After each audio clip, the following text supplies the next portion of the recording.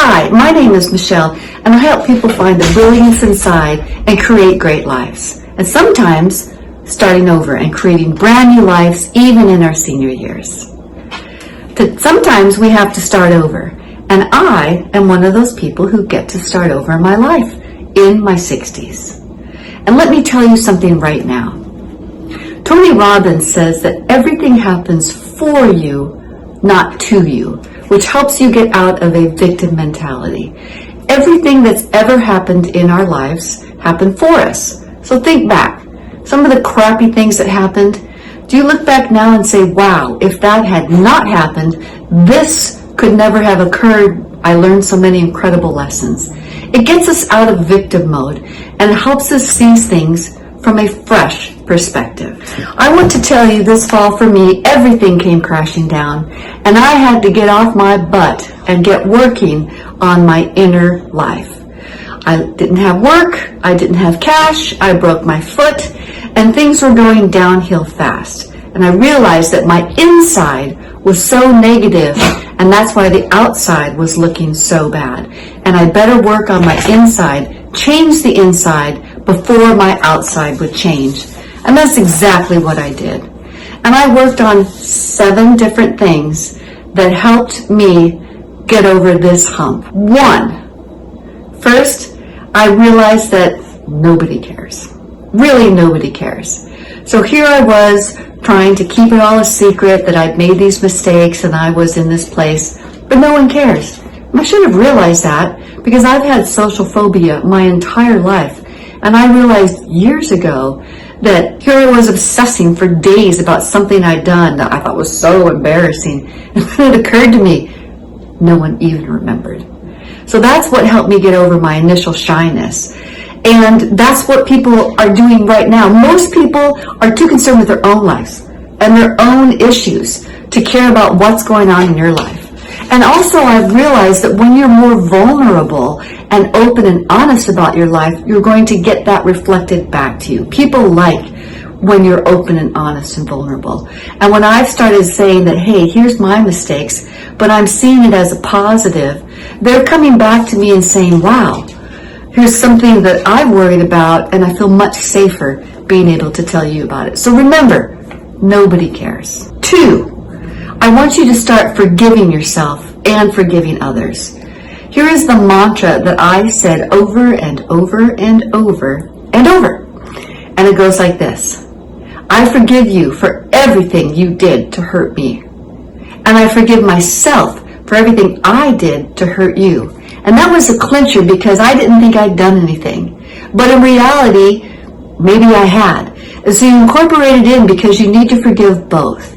And what it did is it took the sting out of the situations so that I could expend no more energy on this situation than I did getting change from a cashier at a store. You know how you get change and you walk away and you don't think about it again?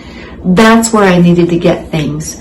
And my little mantra, and your little mantra, I forgive you for everything you did to hurt me.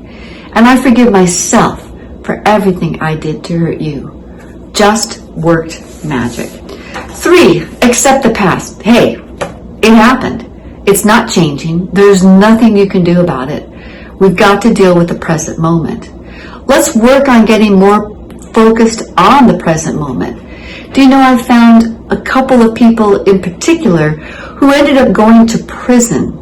And once they were in prison, they realized that they were finally free. I mean, they realized that before they got to prison, they were actually already in prison because of the thoughts in their mind. And once they got to prison, it's like, well, dang, here I am. And they started realizing there's nothing I can do except learn to love myself, be in the present moment, and find joy and gratitude in every moment. And let me tell you, if they can do it from behind a prison wall, where you can go for weeks without having hot water, you might be meditating and a guy down the hall is getting stabbed, and yet you've got to find your center energy. So I think that really helps. The past is gone. All we have now is the present. We're going to create a new life, but we can only create it by becoming the person that we want to be on the outside. We've got to be it on the inside. 4, start visualizing and seeing the life you want to have.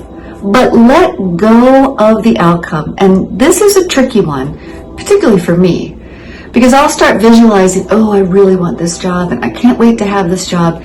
And then what happens is I get into the mode of wanting. And what you're telling the universe and telling yourself is you don't have it because you want it. That is essentially saying you don't have it. And the universe, which only says yes, says, oh, okay, Michelle, I see that you want it. So let me give you more experiences of wanting things.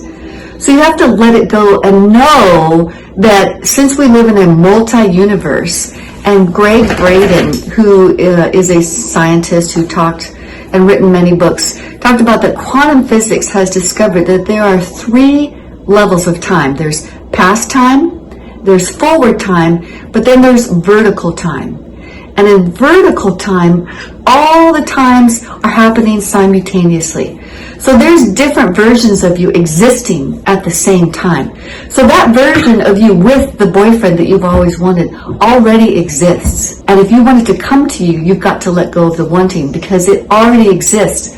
Now you have to become the person inside and know that it is coming to you. I wanted to teach again. I mean, I really love kids. It's my favorite things.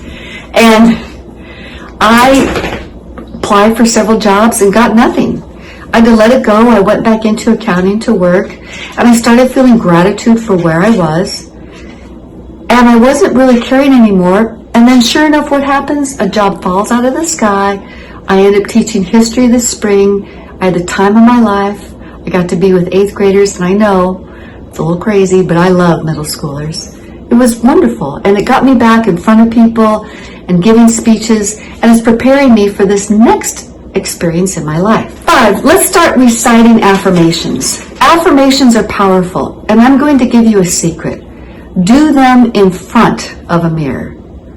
Look in your eyes, because when you look in your eyes and they're reflected back, your subconscious is getting hit. So say these affirmations. Here are a couple of my favorite. What God has done for others, He now does for me and more. And the other one that I love is there is no competition on the spiritual plane. What is rightfully mine comes to me quickly, easily, under grace, and in a perfect way. And now, the hardest one to do is look directly into your eyes. And I'm going to recommend for some of us who are more golden in our years, stand back about 6 feet so you don't get obsessed with the wrinkles around your eyes or the crepey skin on your neck. You can't really see it about 6 feet. And just tell yourself that you love you. I love you, Michelle. Say it 6 times. I love you. And say your name. It will start to turn things around. 6, trust your intuition. As you start doing these items, getting more present, forgiving others, saying affirmations, doing your visualization and trusting, your intuition is going to start working in overdrive, which is essentially Source or God talking to you. You're going to get hunches. Listen to those hunches and follow through. That is doors opening for you. Trust your intuition. It's very, very powerful. One of the best ways to get intuition hits is to start eating better. I found that as I've eliminated sugar and in particular Diet Coke, my intuition is getting more and more keen. 7, and this is important but it stings, be prepared to fail. You are not going to get anywhere unless you fail. Everyone who is super successful has failed and they'll admit it. I've told you before about Michael Jordan, who says he's missed 9,000 shots, lost almost 300 games, and 26 times when the team trusted him to make the winning shot, he missed. But yet, because he failed, he also succeeded. You've got to make your brain go through failure because it's the only time your brain actually gets smarter is when you fail. Now look at another person who had a great deal of failure until he reached his golden years. He's one of my favorites. It's Colonel Sanders. Colonel Sanders was fired from dozens of jobs over the course of his lifetime. He was a great salesman, but he had a terrible temper, and he was let go for insubordination, for angry outbursts, for not being very good at this particular job or that particular job. And at 65, he was broke. But he had a recipe for chicken. So what did he do?